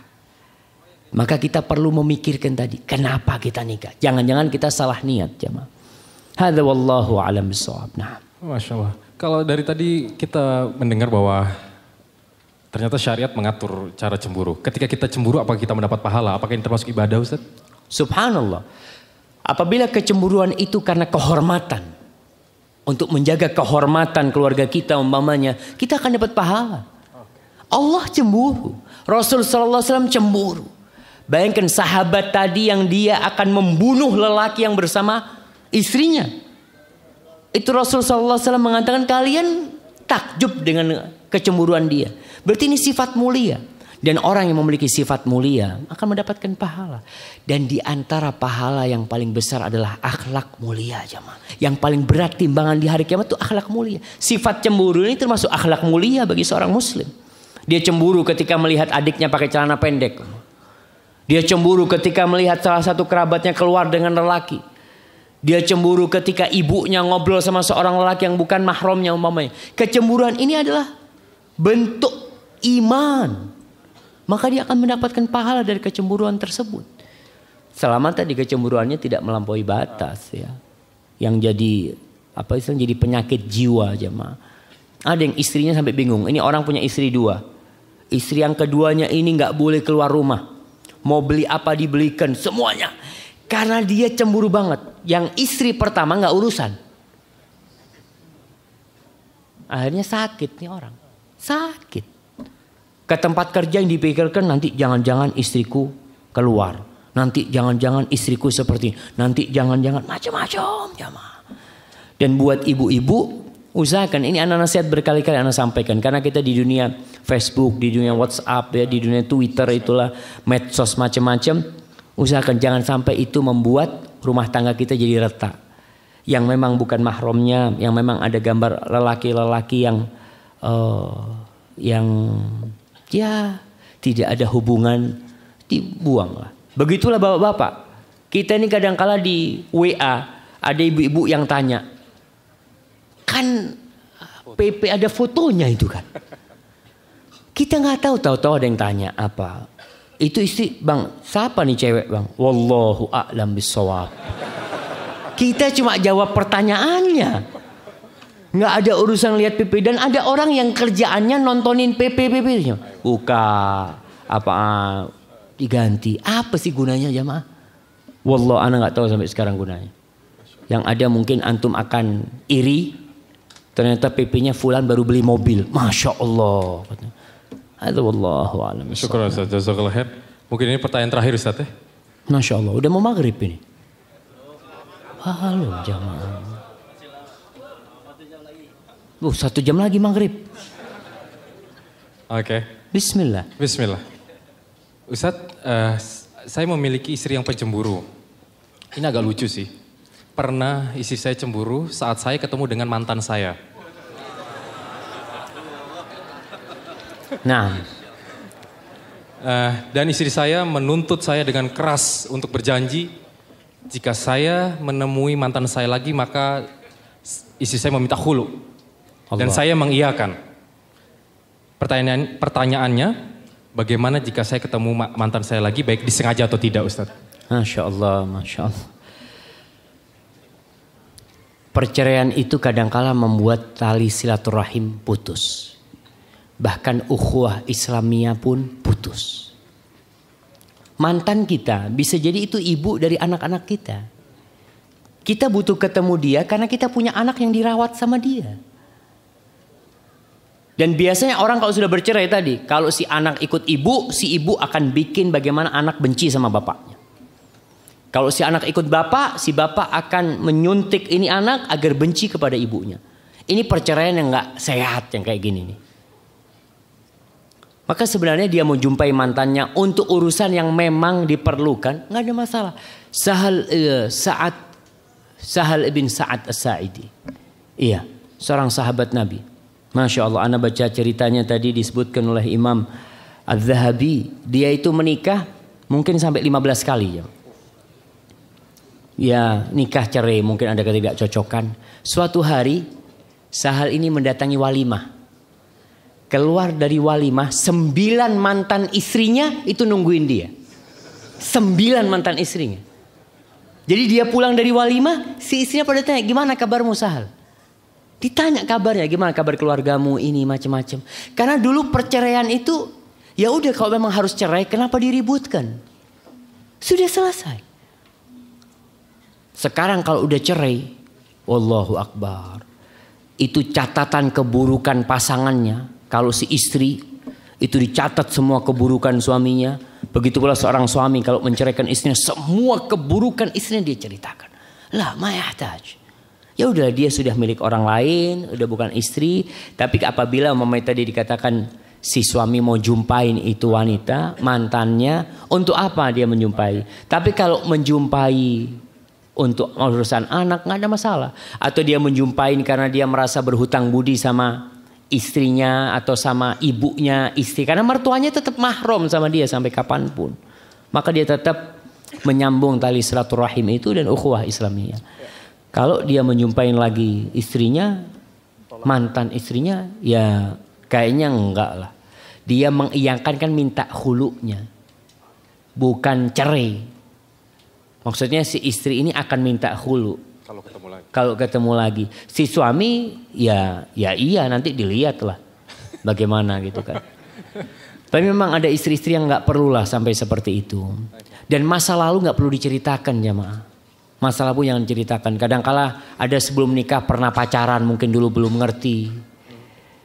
Dulu adalah cinta-cinta monyet, mungkin dia bersama sepupunya atau macam-macam. Ketika dulu nih nggak perlu cerita. Dulu aku waktu SD itu aku senang sama fulan. Allahu Akbar. Itu istri. Kalau antum ketemu sama fulana, padahal ini cerita masih SD. Tapi dia itu karena dia cinta. Kadang-kadang dia ingin tahu. Anak kepingin tahu si mantannya kau yang dulu mana sih, kata dia. Itu ada kayak gitu. Nggak perlu ditutup masa lalu yang keburukan itu. Nggak perlu diceritakan lah. Hadza wallahu a'lam bishawab. Nah. Mengenai mantan ini menarik Ustaz. Ada orang misalnya dia cemburu karena dia menikah dengan wanita yang memiliki anak. Dan setiap kali dia melihat anak itu dia cemburu terhadap bekas suami istrinya dia ini yang telah meninggal misalnya. Bagaimana dengan hal ini Ustaz? Dulu gimana nggak paham nih. Jadi ada orang menikah dengan wanita yang memiliki anak. Ada menikahi janda. Lelaki dengan menikahi anak. janda. Bawa anak. Setiap dia melihat anaknya ini dia cemburu dengan almarhum suaminya si wanita ini yang telah lalu. Bagaimana dengan hal ini Ustaz? Dia cemburu sama antum paham jemaah. Ana yakin mereka nggak paham juga jemaah. Coba diulangi kembali. No, jika ada orang menikah dengan janda bawa anak, Ustadz. Lelaki menikahin janda. Oke, siap. Lalu lelaki ini setiap kali melihat anak bawaan wanita ini, si istrinya ini yang sekarang jandanya ini, dia cemburu terhadap mantan suaminya. Seperti bagaimana itu. dengan hal ini, Ustaz? Allah, ya ini kayaknya cemburu yang tidak pada tempatnya, apalagi sudah cerai atau sudah meninggal dunia. Bahkan seharusnya sang suami ini menjadikan itu ladang pahala buat dia. Kalau itu anak-anak yatim, maka dia berusaha bagaimana membesarkan itu lillahi ta'ala. Karena kalau kita bicara anak yatim, itu anak-anak masih kecil, ini kita akan membuat kita berpahala besar dalam hal itu. Rasul SAW menikah dengan Ummu Salamah, beliau mau sama anaknya Ummu Salamah makan bareng. Dan ada lelaki-laki yang memang mau sama ibunya doang. Dia menikah sama janda, dia mau sama ibunya doang. Anaknya gak diurusin. Karena dia merasa kan bukan anak-anak, bukan anakmu, tapi itu anak saudaramu. Yang kita sebagai seorang muslim, innamal mu'minuna ikhwah. Dan kalau anak-anak ini belajar Al-Quran, kau yang bantuin mereka jadi orang-orang yang soleh dan anak-anak yang soleh umpamanya, maka kita akan mendapatkan pahala itu. Perlu diaturlah masalah kecemburuan itu, jemaah. Oke, Ustaz, syukran jazakallahu khair. Ini pertanyaan bagus nih, Ustaz. Apakah benar sifat buruk seorang istri disebabkan karena sifat buruk suaminya? Jazakallahu khair. Sifat buruk seorang istri karena sifat buruk seorang suami. Tidak harus, jemaah. Tidak harus. Tapi yang jelas, orang-orang yang baik itu akan mendapatkan pasangan yang baik. Tapi kadangkala Allah uji dia. Ini orang baik, Allah kasih pasangan yang buruk umpamanya. Antum lihat bagaimana Nabi Lut dan Nabi Nuh alaihissalam dan Nabi Ismail, bagaimana istri pertama dia nggak benar seperti itu. Dan itu bisa jadi ujian kita dalam kehidupan ini. Namun tidak menutup kemungkinan mungkin kita jangan bicara orang lain. Kalau orang lain nggak perlu kita menvonis. Kalau ada orang lain, orang itu soleh tapi istrinya nggak benar, maka kita husnudzon. Mungkin Allah ingin mengangkat derajat dia. Tapi kalau urusan kita, anak kok dapat istri yang nggak benar, kayaknya anak belum benar. Itu yang harus kita lakukan. Jadi kita berhusnudzon kepada Allah dan bersuudzon kepada diri sendiri. Allah itu nggak pernah berbuat zalim. Tapi kita sering berbuat kezaliman itu. Mungkin seperti itu. Ya, Ustaz. Dan ini ada pengumuman lagi nih. Pengumuman bagi Arif Nur Fayyad ditunggu oleh Samir di tempat penitipan sendal. Diulangi, kepada Arif Nur Fayyad ditunggu oleh Samir di tempat penitipan sendal. Syukran jazakallahu khair. Sepertinya tadi pertanyaan terakhir, Ustaz. Masya Allah, jemaah. Memang ana lihat suasananya, jemaah. Panas, jemaah. Ya, Ustaz. Terus mau gimana? Silakan dengan kesimpulannya, Ustaz. Nah, ada yang angkat tangan. Oh, ada yang mau tanya? Apa? Waalaikumsalam. Namanya siapa? Oke.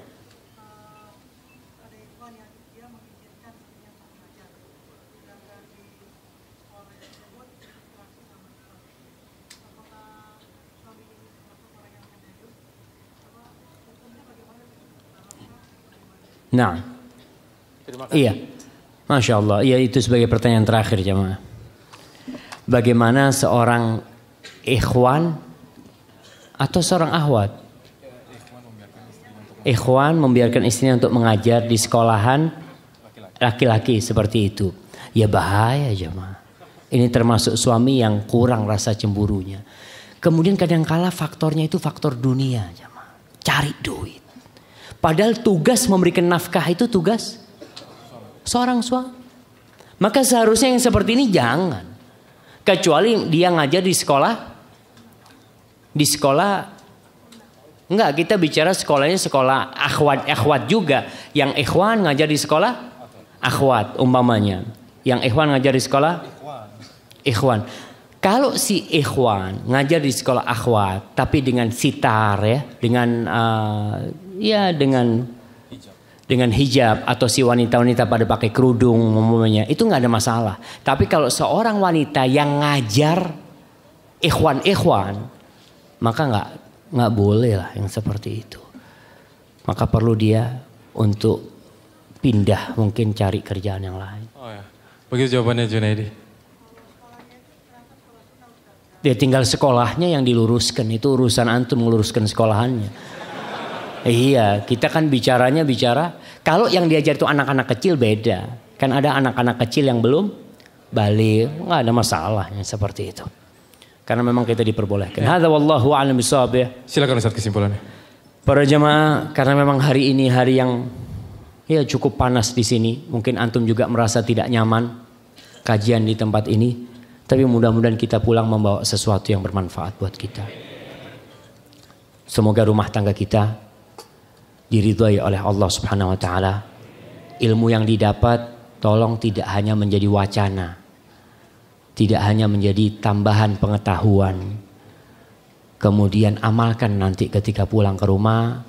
Seorang suami yang melihat istrinya cemburu, seorang istri yang melihat suami cemburu, lihat tadi, apabila kecemburuan itu masih wajar, ya kita biarkan, kita obatin dengan tadi beberapa hal yang sudah kita sebutkan. Terakhir, silakan Ustaz. Fadol, ada mushaf, ana kasih hadiah 2. Sebutkan 3 penyebab kecemburuan internal. Masya Allah, fadol. Iya. Nah. Masya Allah, barakallahu fikum. Kirim ke sana. Baik, selanjutnya. Apa pertanyaannya jemaah? Pertanyaannya, bagaimana mengobati rasa cemburu itu? Masa sebelah sini lagi, sebelah situ lah kita jamaah, insyaallah. Nah, ya yang pakai topi putih itu. Nah, fadhal. Yang pertama, sabar. Jangan buruk sangka. Saling percaya. Terus apa lagi?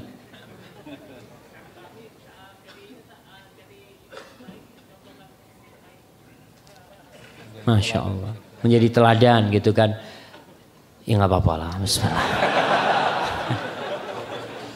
Baik, untuk kesimpulan jamaah Ana berikan kepada pendamping Ana supaya dia ada kerjaan. Apa antum simpulkan dari kajian tadi? Ya, Ana tutup untuk Ana. Subhanakallahumma bihamdik asyhadu an la ilaha illa anta astaghfiruka wa atubu ilaik. Wassalamualaikum warahmatullahi wabarakatuh. Waalaikumsalam warahmatullahi wabarakatuh. Alhamdulillah, terima kasih kepada Ustaz Syafiq. Hafizallahu ta'ala.